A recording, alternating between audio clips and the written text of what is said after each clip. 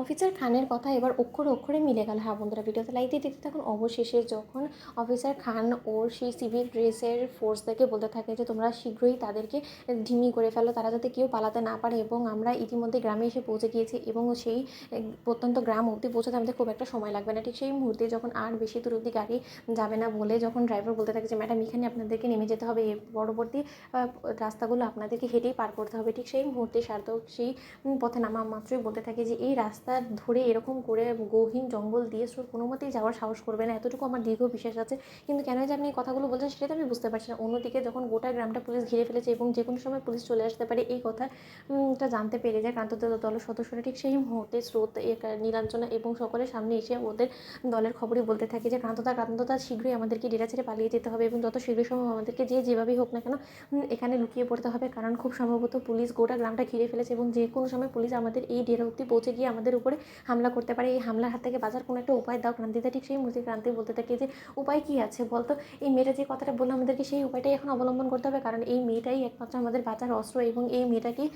অস্ত্র বানিয়ে আমাদেরকে এখান থেকে রেহাই পেতে হবে যে করেই হোক না কেন। অন্যদিকে এই কথা বলা মাত্রই যখন সার্থক অবশেষে সেই প্রত্যন্ত গ্রামে গিয়ে পৌঁছায়, তার আগ মুহূর্তেই যখন সেই সিভিল ড্রেসের ফোর্সের লোকেরা যখন ক্রান্তদের গোটা দলকে পালানোর অবস্থায় ধরে ফেলে এবং বলতে থাকে যে একদম চালাকি খাটানোর চেষ্টা করবে না, যদি কোনো রকম কোনো চালাকি খাটানোর চেষ্টা করে তাহলে কিন্তু এখান থেকে জ্যান্ত পুঁতে রেখে দেবে এবং এখানে কিন্তু শ্যুট করে শেষ করে দেবে, আমরা বলে রাখলাম। ঠিক সেই মুহূর্তেই যখন ক্রান্ত বলতে থাকে যে আর এক পাও যদি আমাদের দিকে তোরা তেড়ে আসার চেষ্টা করিস তাহলে কিন্তু এক্ষুনি এই মেয়েটার মাথায় গুলি চালিয়ে দেবে এবং এক্ষুনি তোদের চোখের সামনে কিন্তু এই জলজ্যান্ত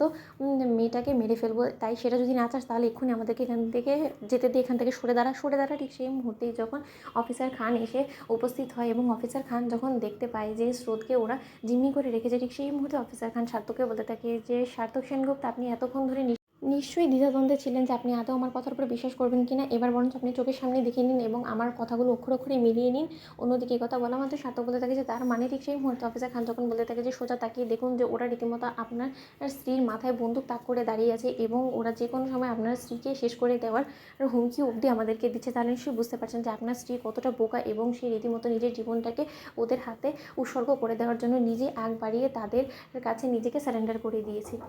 অন্যদিকে অফিসার খান বলতে থাকে ক্রান্তের উদ্দেশ্য করে যে ক্রান্তবাবু শীঘ্রই ওই মেয়েটাকে আমাদের হাতে তুলে দিন এবং নিজেরা সারেন্ডার করুন, তাতে করে আপনাদের শাস্তি কিছুটা হলেও কম হতে পারে, কিন্তু আপনারা যে পরিমাণে বাড়াবাড়ি শুরু করে দিয়েছেন এতে করে কিন্তু আপনারা নিজেদের পায়ে নিজেরা কোড়র মারছেন এবং এতে করে আপনাদের শাস্তির মেয়াদ কিন্তু আরও বেশি দ্বিগুণ হয়ে যাবে। অন্যদিকে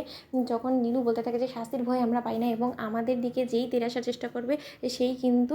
এখানে শেষ হয়ে যাবে, এই আমরা বলে রাখলাম। ঠিক সেই মুহূর্তে স্রোত বলতে থাকে যে আমাকে বাঁচাও, তোমরা কেমন সাবস্ক্রাইব করতে